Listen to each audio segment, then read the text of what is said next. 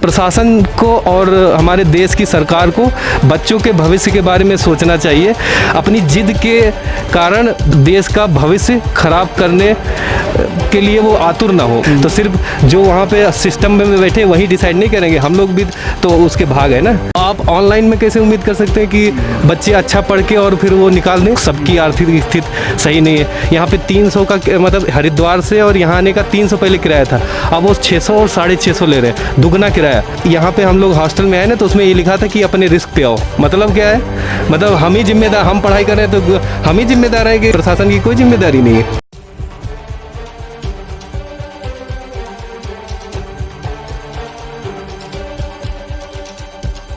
क्या नाम है आपका?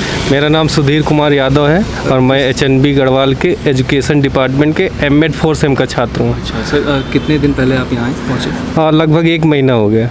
अच्छा जी। विश्वविद्यालय प्रशासन की जो कोरोना को लेकर जो व्यवस्थाएं की गई हैं उनसे आप संतुष्ट हैं? विश्वविद्यालय प्रशासन ने व्यवस्थाएं तो की है लेकिन प्रॉपर व्यवस्थाएं उसने नहीं की।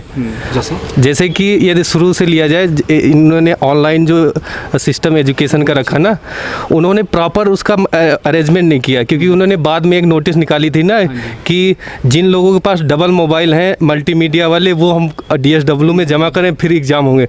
तो वो कैसे दावा कर सकते हैं कि उन्होंने अच्छे से पढ़ाई की और उस आधार पे वो MCQ टाइप के क्वेश्चन ले रहे हैं जो बच्चों का भविष्य तय करेगा। जब वो रेगुलर करते हैं तो कभी कभी बच्चों की बैक आ जाती है। तो आप ऑनलाइन में कैसे उम्मीद कर सकते हैं कि बच्चे अच्छा पढ़ के और फिर वो निकाल दें? MCQ ये इंट्रेंस एग्ज़ाम के लिए होता है क्योंकि वो उनको उस फील्ड के क्रीम चाहिए होते हैं। लेकिन ये जो ये MA और PG लेवल पे बच्चे एनालिटिकल चीज़ें अपने मतलब क्वेश्चन आंसर लिखते हैं ना, तो इसमें MCQ तो एक बच्चों के साथ अन्याय टाइप की बात है। क्योंकि ये पढ़ाए होते तो ठीक है, क्योंकि MCQ आता है डेप्थ नॉलेज बेस, मतलब कहीं से भी आ सकता है और इसमें हमारे पास चॉइस भी नहीं है ना। लेकिन वो जो नॉर्मल पैटर्न है उसमें हमारे पास अथवा में होते हैं, लॉन्ग जैसे 4 आते हैं तो उसमें ये 2 करने होता है, 1 करने होते हैं। 60 में भी इसी तरह चॉइस होती।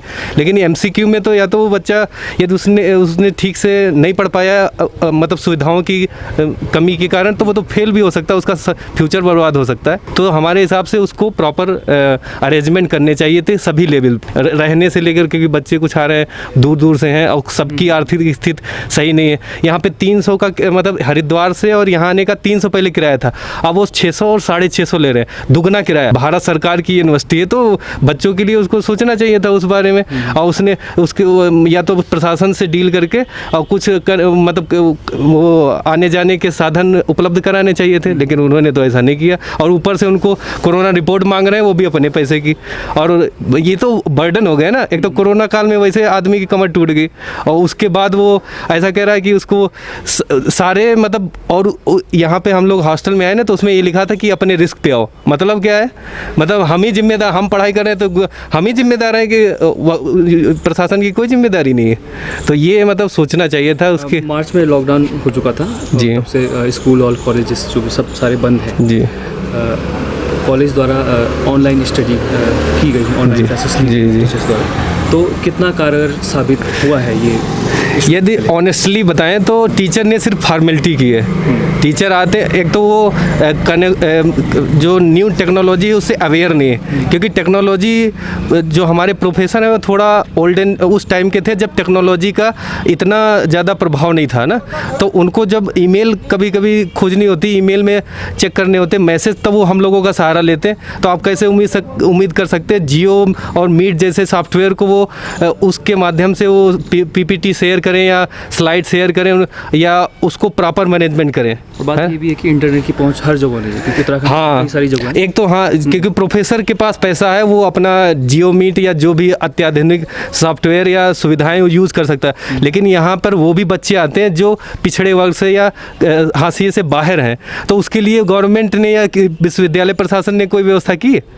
ये उसको बताना चाहिए, किए तो उसको बताना चाहिए कहाँ कहाँ की, और उसका फीडबैक लेना चाहिए। करते वो बच्चों का कन्वीनियंस नहीं देख रहे हैं। भाई बच्चों का भी तो देखना चाहिए ना कि वो कन्वीनियंट है इस माहौल में। आपने MCQ कर लिए, MCQ का आपने ट्रायल करा के देखा, एक बार चेक करते कि कैसा रिजल्ट आ रहा है, तब उसको अप्लाई करते।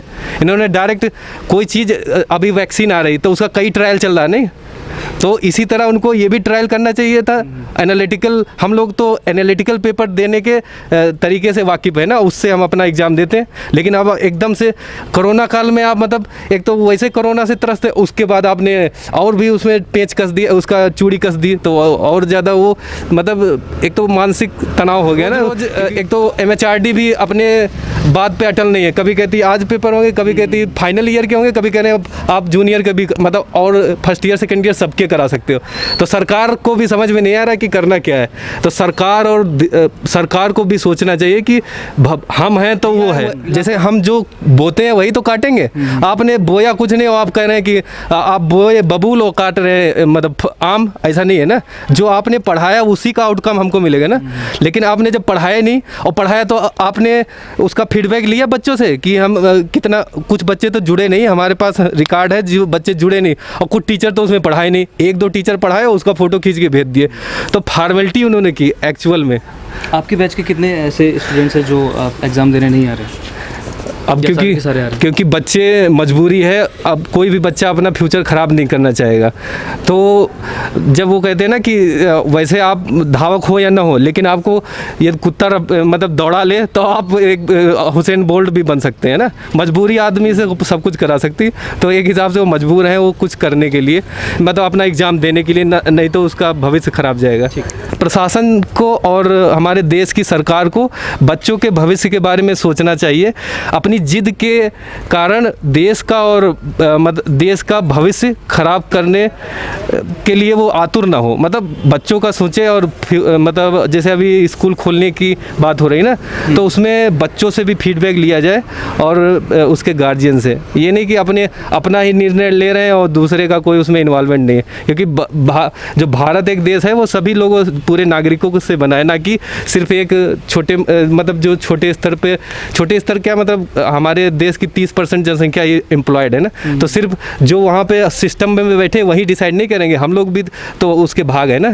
तो सबके इन्वॉल्वमेंट से मतलब देश चलेगा, तो देश की साझी जिम्मेदारी है देश को आगे बढ़ाने के लिए। क्योंकि हम जानते हैं कि 19 तारीख से हम लोगों के एग्ज़ाम स्टार्ट हो गए हैं HNB गढ़वाल यूनिवर्सिटी के, तो और 10 तक ये चलेंगे, 10 अक्टूबर तक, है ना।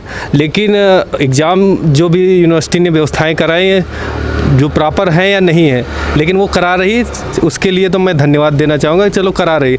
लेकिन उससे एक यूनिवर्सिटी प्रशासन से एक गुजारिश है कि एग्ज़ाम के जस्ट बाद वो रिज़ल्ट जल्द से जल्द निकालने की कोशिश करें, क्योंकि जो करंट सेशन है वो ऑलरेडी लेट हो चुका है।